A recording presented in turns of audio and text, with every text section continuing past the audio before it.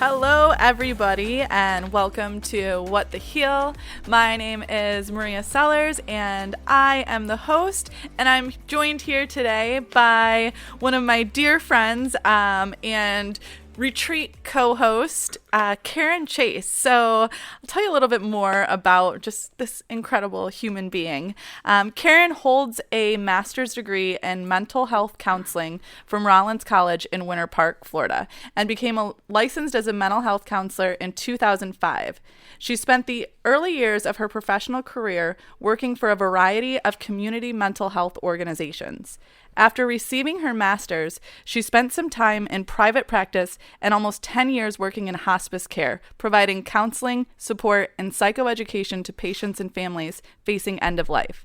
It was during this time that she became fascinated not only by the treatment of an individual's mental health, but began to see the critical nature of addressing individuals holistically, mind, body, and spirit. She also began to see the importance of incorporating spending time in nature as a valuable practice on any healing journey. To support this new outlook, she became involved with and certified in multiple modalities, including her yoga instructor certification, certified plant-based chef, certified Zentangle teacher, certified Reiki healer, and certified life and health coach. She's also a certified breath work teacher and teaches meditation and sound healing. Karen continues to be struck by the irony of leaving a career which at the foundation provided space to allow for a peaceful death and bridging over to a career that provides the space and guidance to holistically help people reclaim the healthiest, most empowered versions of themselves. In essence, teaching people how to live. Karen is passionate about wellness and self-care and believes that the key to unlocking our fullest, most authentic self is through empowerment practices that focus on mindfulness, deeper connection to self, and habit change. So grateful to have you here today, Karen. So thank you so much for joining us. I can't wait to hear more about what it is that you have growing on and for everybody else to hear that too. So tell us what the heal is going on in your world. Well, first of all, thank you for having me. I'm super excited to be one of the very first guests on this, what I know is going to be an amazing podcast. So I kind of want to start by talking about, just a little bit about the business I own right now.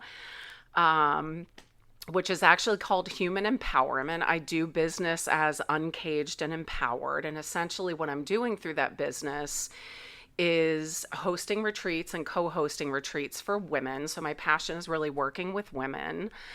And also under that umbrella, I lead women on hikes on the Appalachian Trail. And so I wanted to just start by talking a little bit about my own connection to nature, because the Appalachian Trail really is it's a great way for me to really connect women with nature, but to connect them with nature means they're also really connecting with themselves. Nature's a great tool to really help women connect with themselves. And so I was thinking today, just knowing I was coming here to do this podcast with you tonight, I was thinking about like where my own connection with nature started. And it like when I was itty bitty as far back as I can remember, like probably 5 and 6 years old. I grew up in New York. And I lived in this great neighborhood that was surrounded by brooks and streams and parks and ponds and caves and trails, like almost everything right in my backyard. So much goodness. Amazing, right? And I know you have kind of the same connection to nature that I do. It's part of what connects us. It is totally what connects us. One of the big connectors, absolutely. But so I, from a really young age, remember just feeling this magnetic pull to nature. Not realizing at the time, because I'm a kid, not realizing what all the benefits there are to just being in nature. And there's a lot of science behind it now, which we can talk about later. But Anyway, everything I did was outside. So any toys I got were never inside. The toys were always drug outside, onto trails, into the caves, sitting creekside, sitting brookside, whatever. I was constantly wanting to be outside in nature. And I credit my mom with some of that because she was a big outdoorsy person. She was super active. I know. I remember that picture of her with an axe at like 80, and she's out there chopping wood. So yeah, your mom is a badass. She's a badass. She also, on that same trip that you're talking about, rolled down the mountain because she had fallen, but rolled ever so gracefully to the bottom of the hill. And I was in town getting food, and my kids had to literally help her up from the bottom of this. I'm calling it a hill. It was really a mountain. Anyway. And I bet she had a big smile on her face. Oh, she totally did. We all laughed about it. We still laugh about it to this day. But anyway, she was great about setting up like camping trips for us. And we used to go up to the Catskill Mountains. We went up to Bear Mountain, which wasn't far from where I lived in New York. Always. Like that's where, we spent, I feel like good chunks of our summer and our breaks, like spring break and, Christmas break, Thanksgiving break, whatever. We were constantly doing outdoorsy stuff, hiking, looking for waterfalls. Like it was, amazing. So it's interesting though, because as you grow and evolve and stuff changes, I got to be we moved from New York to Florida when I was in middle school. Middle school kind of shifts, for everybody, females and males. Oh, yes. So there's a shift, probably late in middle school where I started to kind of withdraw from nature.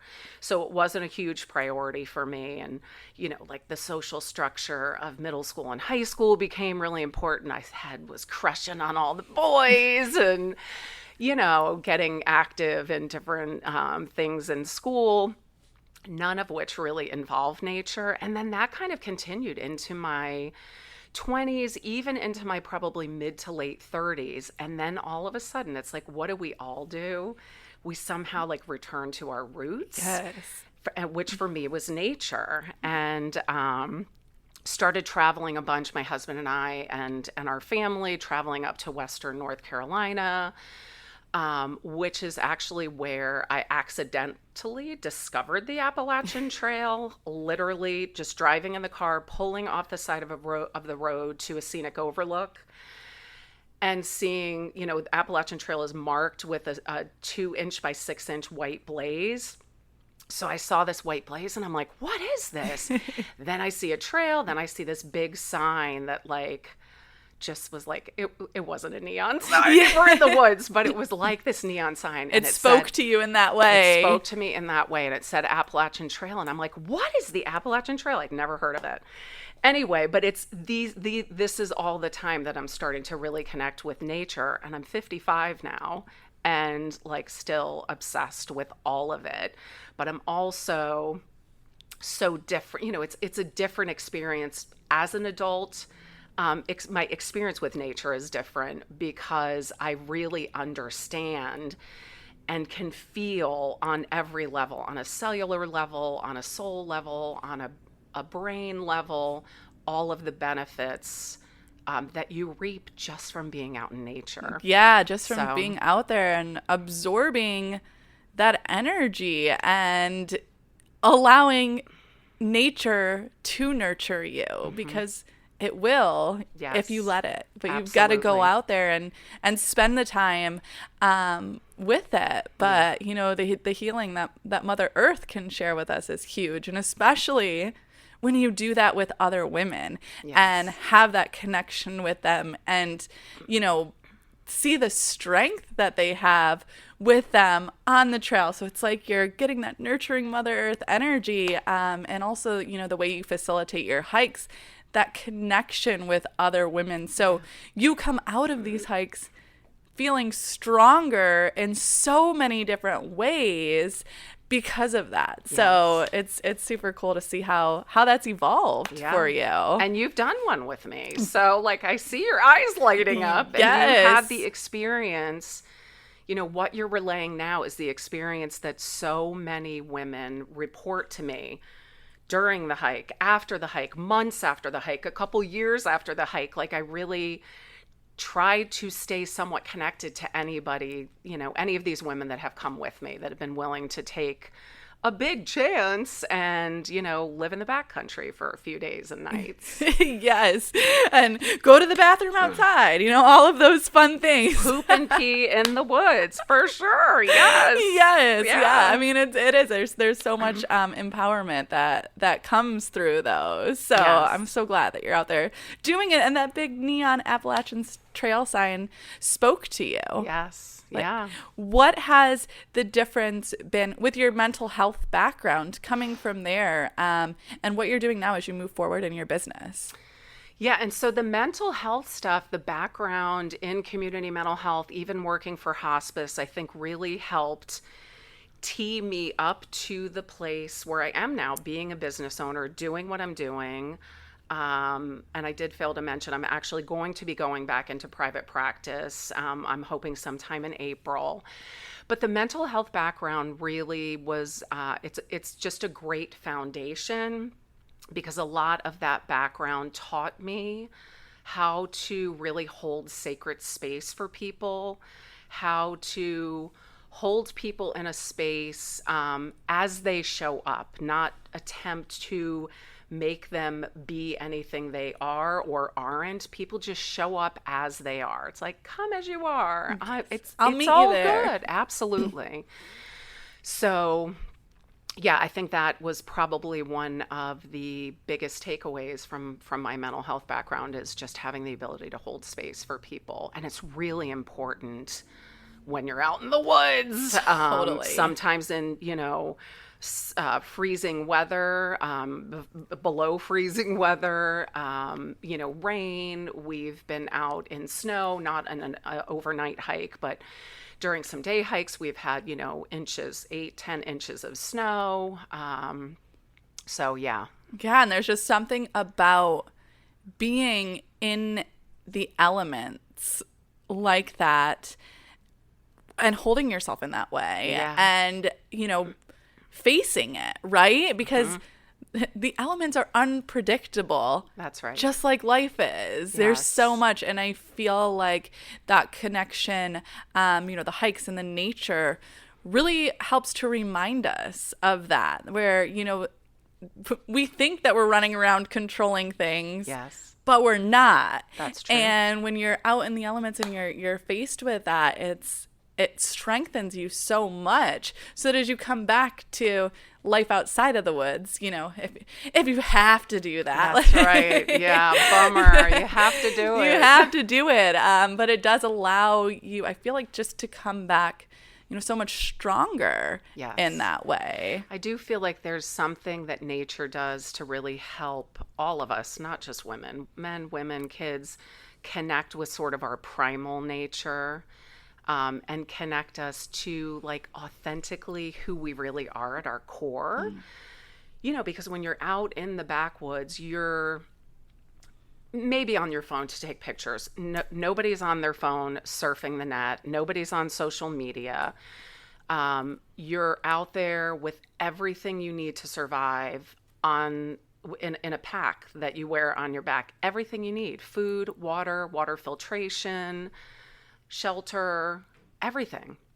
And so it really does. It's a simple way of life. It's a great way to sort of declutter the mind and really get us back in touch with our roots. Yeah, silence the noise of the outside world, because, we're constantly being bombarded and overstimulated. It's, we take in more information in 60 minutes now than, like, our ancestors took in their entire lifetimes. Yes. So it's really hard to stay connected to ourselves if we have all of this clutter and bombardment racing through there. And if you don't take that time to find the silence, and it's not even so much stillness, right? Because you're moving through the woods. It's just that silence and that ability to just be one foot in front of the other, one breath after the next, that really helps you to create some good connections with yourself. Yeah.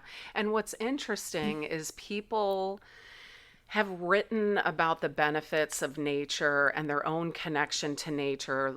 John Muir, Thoreau. I mean, nature's been written about for years. And I feel like, only recently are there dozens and dozens and dozens of researchers who are now like taking a scientific approach to showing all of the benefits of being out in nature. From lowering cortisol levels, which means stress is reduced, that fight or flight reduced, increasing creativity, and we already talked about decluttering the mind. Um, you know, um, there are some studies that I've looked at that talk about the benefits of nature for people with mood disorders, for people with psychotic disorders. Yes.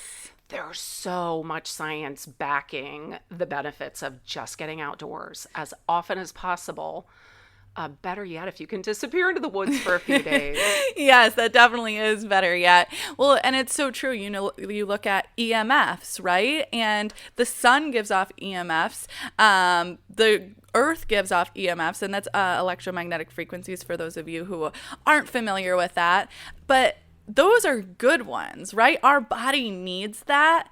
And then you also have the man-made EMFs. So, the cell phone that you're talking on, every single plug and wire and thing plugged into your house, like those are all what they call man-made EMFs. And so nature helps us to neutralize the effects that those frequencies have on our bodies and have on our beings, and the way they can kind of frazzle and disconnect us. And it's like so many people don't even have the awareness that there is such a thing, nor the understand, like, well, that's why I feel so good when I'm out in nature. It's just rebalancing those EMFs that your body needs. That's one of the things that can happen out there. That's so important because we don't get breaks from all of this electronic shit. It's good shit. It can be good shit. And it's bad shit too. Yeah, exactly. Yeah. Exactly. And it's bad shit too. And it's bad shit at that. Yes.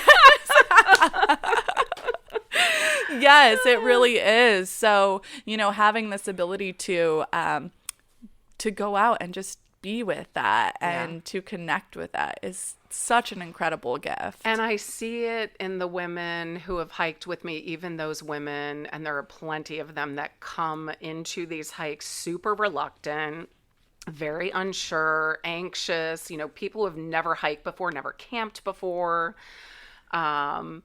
But you can literally feel the shift. I am a person who is super sensitive to energy, thus my very strong connection to nature, but to other people's energy as well. And you can feel it literally just settle over, the 2 or the 3 days that we're out on trail. And then to hear all of the women, because we always process afterwards, what were some of the highs? What were some of the lows? What were your biggest challenges? What are some of your takeaways? And everyone may not use the word soothed, but plenty of women do use the word, it was just so soothing, as rigorous as it can be, as harsh as the elements can be. The psyche is soothed, the soul is soothed, the body is even soothed. It's amazing. Yeah, it's so important and so impactful to, be able to share and hold that space with women. And it's not anything that you're doing other than holding this space and walking with them through nature, right? But then everything just gets to work and does its thing, and they're doing it, them being there and growing through that process. And it's just so cool to see those shifts that you can help create, and just being there with someone and helping them to establish that connection and what ways that it grows them. Yes. And you and I have talked about, you were saying holding space.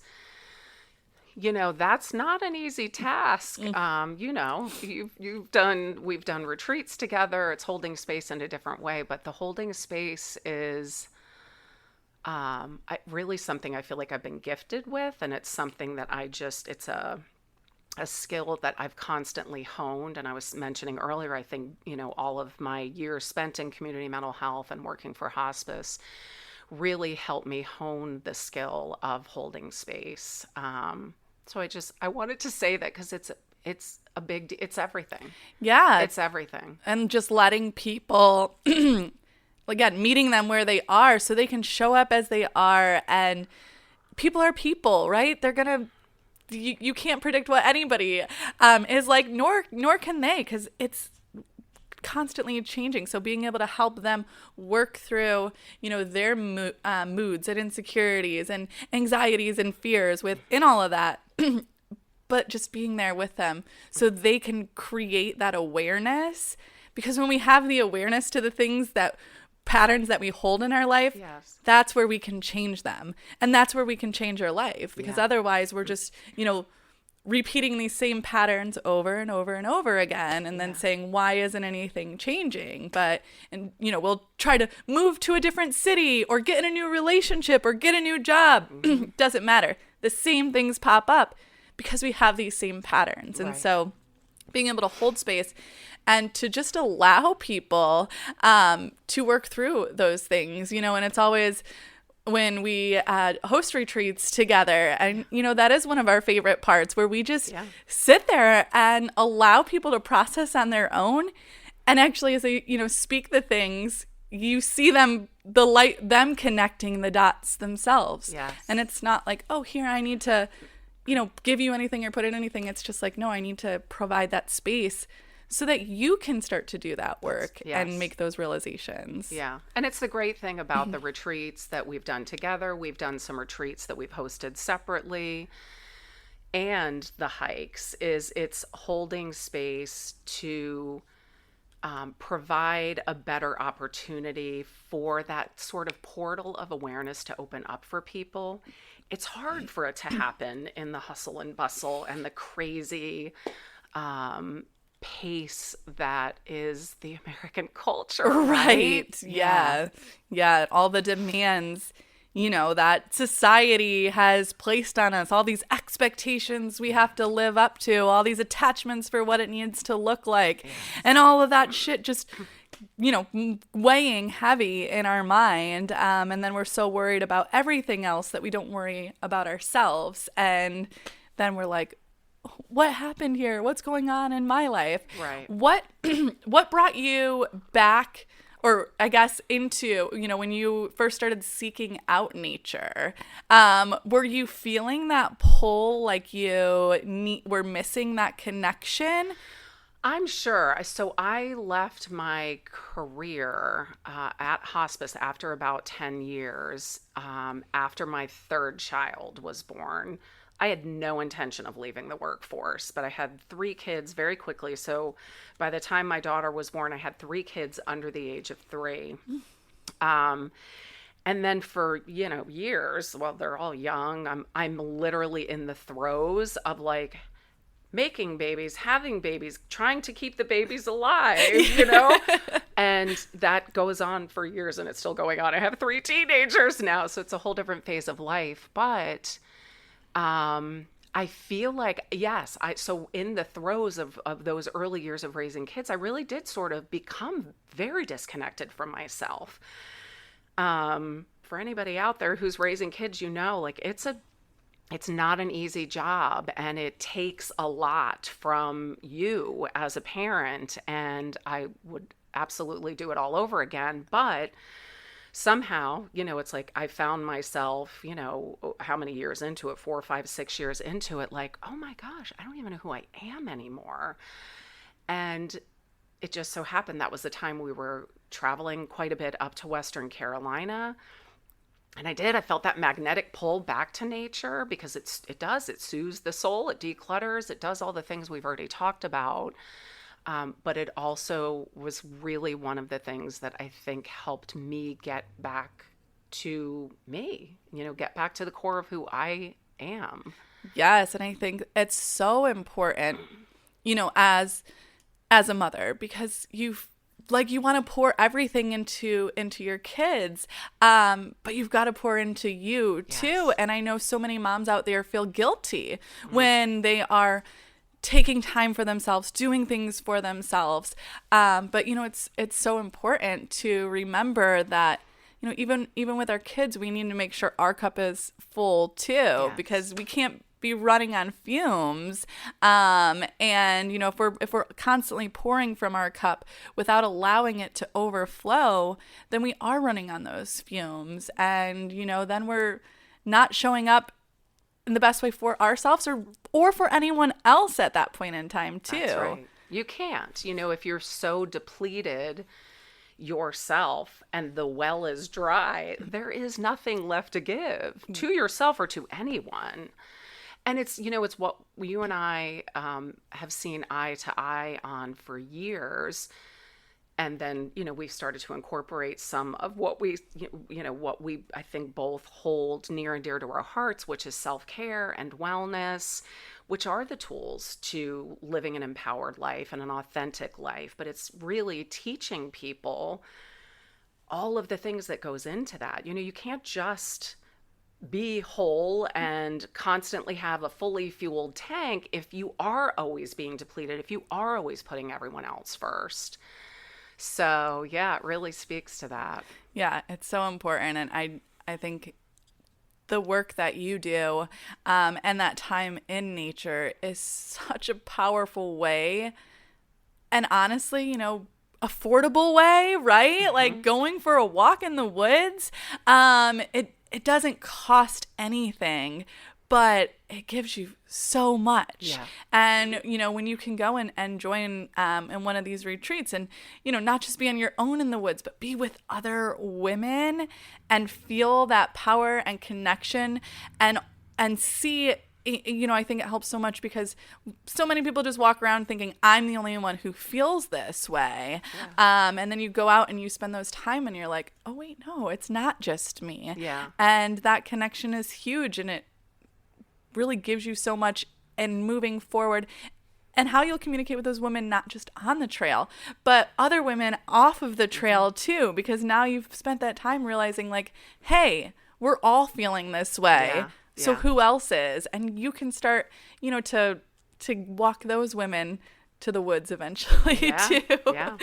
And it really has. I love to look back over, the last few years that I've been guiding these hikes and see, I have a bunch of different text threads on my phone that are from different hiking groups, and how everyone really has stayed together in one form or another. Look, we're all busy, and so it's not like we get to see each other all the time, but and some groups have grown much closer than others, but there's always this connection, this experience that has connected these women who, before coming to the trail, before coming on the hike, were complete strangers.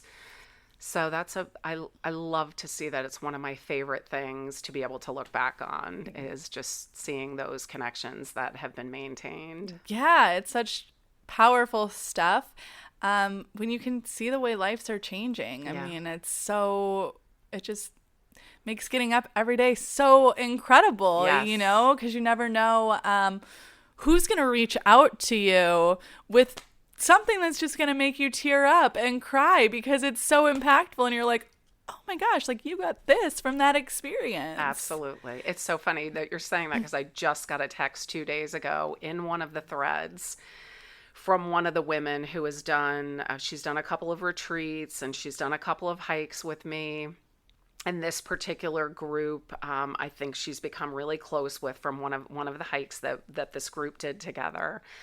And so she sent me a text the other day, well, it was to me and the group, that said, something to the effect like, Karen, thank you so much for being responsible for connecting this amazing group of women. Like, I don't know, the connections we've made was one of my biggest highlights of last year of 2022. And talk about, it's just out of the blue. And I'm like, oh my gosh, I'm a big crybaby. Yeah. So I'm like, Yes. I mean, it's what a gift. What a gift. Yeah, exactly. Yeah. I tell Randy that I'm like my work makes me cry. Like I end the day crying, but it's in the most beautiful kind of way. Yes. You just sit back and go like, oh my gosh, how cool that we can help people create these shifts and changes. That's right. In their lives. And it extends, beyond the hike. It's like outside of the hikes or outside of the retreats and all of the shifts that can take place there. Yeah. It's just really... It's a lot of, like I tell people, I feel like a lot of what I do is planting seeds. It's a lot of what you do. But then, as you remain connected with some of these people, you get to see the seeds, start to bloom and come out of the ground and blossom and reach for the sun. Like, it's just the coolest. Yes, so impactful. I'm so glad that you're doing what you do and, sharing your gifts in such a positive way. The world is lucky to have your light in it. So grateful for you for shining it. Is there anything else, any other benefits? I know we touched on like in nature, but is there one that just sticks out to you that you want to end with, a benefit of being out there that you think people should experience? I mean, I really feel like we've touched on the big ones. The connection to self, which then opens everybody up for a greater opportunity to connect with others, I think is really the biggest benefit. Yes, I agree with that. Connection is so important. And in a society where we're more connected than ever, right, with social media and emails and text messages and all of these things, people are more disconnected than ever. Yes. So being able to provide that and help them establish those is so big. Yeah. I'm really excited. I know you've got a couple of hikes coming up. I do. Yeah. I have one hike in April that's going to be in Western Carolina, where we're hiking into one of my very favorite hiking towns right off the AT. That's Hot Springs, North Carolina. For anybody who knows, I know it's your favorite. Hot Springs is amazing. So we're doing a 3-day, 2-night hike from Max Patch, which is a beautiful bald mountain with panoramic mountain views for miles. And then we kind of drop down into the woods and hike for 3 days into Hot Springs. And we get to do the warm mineral spring fed hot tub soaks afterwards. So I have that one. And then I do have a couple spots left in that one. Woohoo! And then I have the hike that I'm doing in May in Georgia. And that's actually at the southern terminus of the Appalachian Trail. Actually, we're doing the approach trail to the southern terminus. And that's another 3-day, 2-day hike. It's a little more it's a lot more rigorous and more miles. It's 30 plus miles versus the 20 on the first. Oh my gosh. Yeah. So good. I'll make sure we've got the link in. So anybody who is interested in, joining you on any hikes, or in any of the other, working with you in any other capacity, will be able to find you there. And actually the retreat that Karen and I have one that we're co-hosting in March, and that'll be at the end of March, and that's Uplift. So I'll have that linked in here too. So lots of different ways to explore yourself, explore nature, and work with Karen. So I'll make sure to add those in here. Any closing words you want to leave us with? I just want to thank you again for having me. You and I can talk for hours. We always have such a great flow. We see eye to eye on so many things. Look, I mean, my closing words would be get out in nature, even if it's just sitting in your backyard, like soaking up some sun for 10 minutes. Yes. Looking at the trees in your backyard, get out in nature. And if you can, get out into the woods, get out into the mountains, get out on the Appalachian Trail because it's amazing. Yes, absolutely. And most importantly, get out there with Karen because she's just an incredible guide out there. So thank you so much. Truly an honor to have you on here today. So grateful for you for coming on, and I'm excited for all the listeners who resonate with you to find you here. So thank you for sharing with us. Thank you, Maria. Yes, appreciate you.